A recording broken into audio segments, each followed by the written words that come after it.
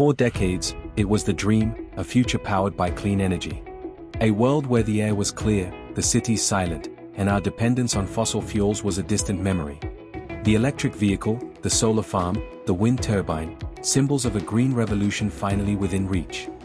But beneath this gleaming promise lies a hidden truth. A silent war being waged in the remotest corners of the earth. A battle not for oil, but for a mineral far more precious to our future, lithium. We are scrambling, desperately, for a silvery-white element that powers everything from your phone to the global economy's next act. And the stakes couldn't be higher. This is the story of the battery wars, why the world is scrambling for lithium. Welcome to the Prime Archive.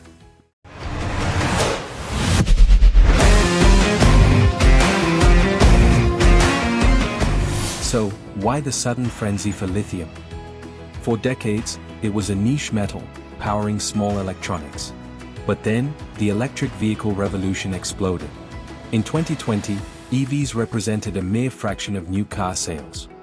By 2026, that number has skyrocketed, and projections for 2030 are simply staggering. Lithium isn't just for cars. It's the critical component in nearly all modern portable electronics.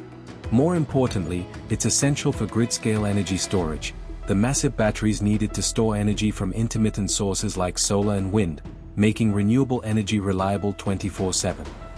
Its unique properties, its lightweight and high energy density, make it the undisputed king of battery technology, for now. The problem? Each electric vehicle requires a staggering amount of lithium, the equivalent of roughly 10,000 smartphone batteries. And with every major automaker committing to an electric future, global demand isn't just increasing, it's accelerating at an unprecedented, almost terrifying rate. We are simply not producing enough. If lithium is the new oil, then the Lithium Triangle is the new Middle East. Tucked away in the arid highlands of Chile, Argentina, and Bolivia lies over half of the world's proven lithium reserves.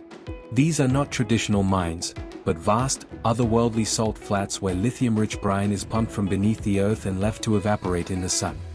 The process is slow, resource-intensive, and highly dependent on climate.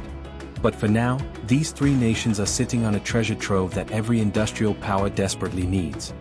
However, these nations are not passive observers. Bolstered by soaring prices and a growing sense of resource nationalism, they are increasingly asserting control. From Bolivia's long-standing reluctance to allow foreign companies to Chile's nationalization debates and Argentina's burgeoning industry, the rules of engagement are changing. This concentration of critical resources creates an immense geopolitical bottleneck. Any instability, any shift in policy, any trade dispute in this region could send shockwaves through the global automotive and tech industries. It forces nations to make difficult choices, and some, like China, have been playing this game for a very long time. While the West was focusing on building electric cars, China was quietly, methodically, and strategically securing the entire supply chain.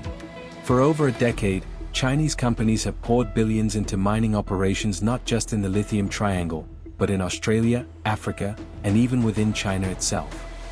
But their true genius wasn't just in mining, it was in processing. Lithium, fresh from the ground or brine, isn't immediately usable. It needs to be refined into battery-grade chemicals. Today, China controls over 60% of the world's lithium refining capacity. This isn't just an advantage, it's a chokehold. Even if a Western company mines lithium, it often has to send it to China for processing before it can be used in a battery. And when it comes to battery manufacturing itself, China's dominance is even more pronounced, controlling a staggering 75% of global capacity. This gives Beijing immense leverage. They dictate prices, control supply, and effectively hold the keys to the global electric future.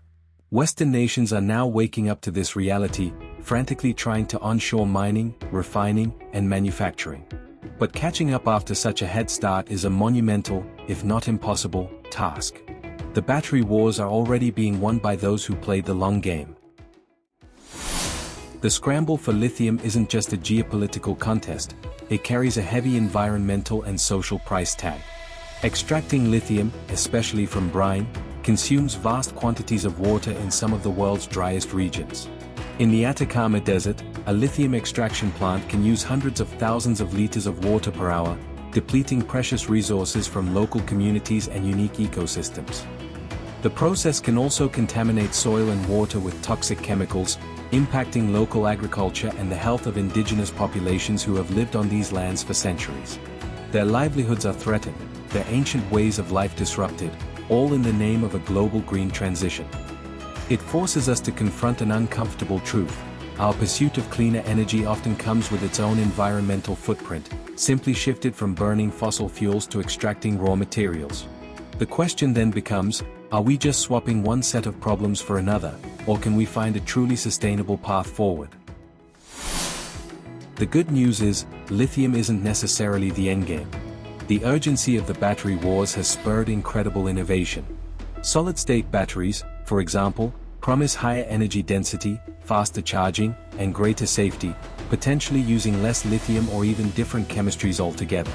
While still largely in the lab, they represent a significant leap forward. Then there's sodium-ion technology. Sodium is abundant, cheap, and globally distributed, no sodium triangle bottleneck. While not as energy-dense as lithium-ion, it's perfect for grid storage and lower-range EVs, easing the pressure on lithium supply. Other promising chemistries, like zinc-air, are also under intense research. Equally vital is battery recycling. Right now, only a fraction of dead EV batteries are recycled. But new technologies are emerging that can efficiently recover lithium, cobalt, nickel, and other valuable materials, creating a circular economy and drastically reducing the need for new mining. These aren't just theoretical solutions. They are active battlegrounds in the race to secure our energy future, and breakthroughs could fundamentally reshape the geopolitical landscape of battery resources.